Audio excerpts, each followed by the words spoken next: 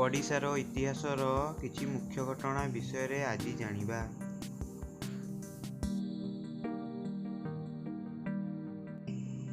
ପ୍ରଥମ ପ୍ରଶ୍ନଟି ହେଲା, କୋଣାର୍କ ମନ୍ଦିରର କାର୍ଯ୍ୟ କେତେ ମସିହାରେ ଆରମ୍ଭ ହୋଇଥିଲା? ଉତ୍ତର 1245।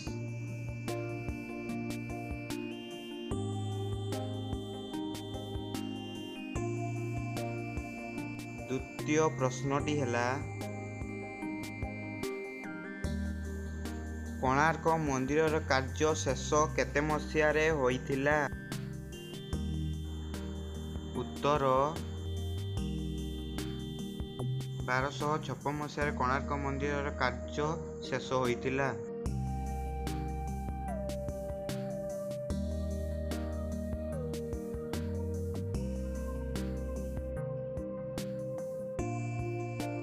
ତୃତୀୟ ପ୍ରଶ୍ନଟି ହେଲା,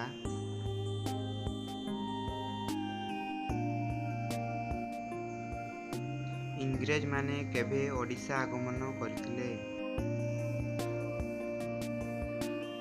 ଓ ଏହାର ଉତ୍ତର ହେଲା 1803 ମସିହାରେ ଇଂରେଜମାନେ ଓଡ଼ିଶା ଆଗମନ କରିଥିଲେ।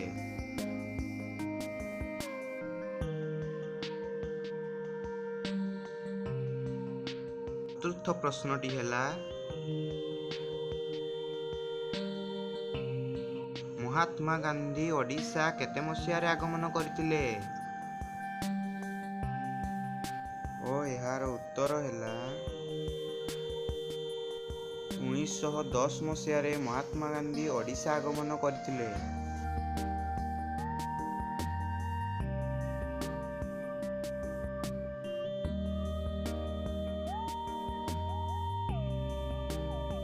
ପଞ୍ଚମ ପ୍ରଶ୍ନଟି ହେଲା, ସତ୍ୟାଗ୍ରହ କେବେ ଆରମ୍ଭ ହୋଇଥିଲା? ଓ ଏହାର ଉତ୍ତର ହେଲା ଏପ୍ରିଲ 13, 1930 ମସିହା ବାଲେଶ୍ୱରଠାରେ ସତ୍ୟାଗ୍ରହ ଆରମ୍ଭ ହୋଇଥିଲା।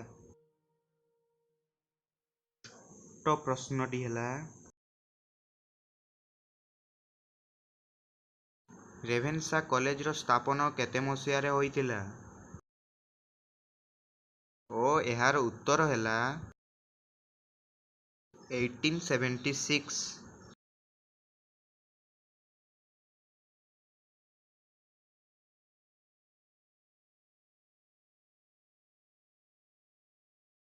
ପରବର୍ତ୍ତୀ ପ୍ରଶ୍ନଟି ହେଲା, ନେତାଜୀ ସୁଭାଷ ଚନ୍ଦ୍ର ବୋଷ କେଉଁ ସହରରେ ଜନ୍ମଗ୍ରହଣ କରିଥିଲେ?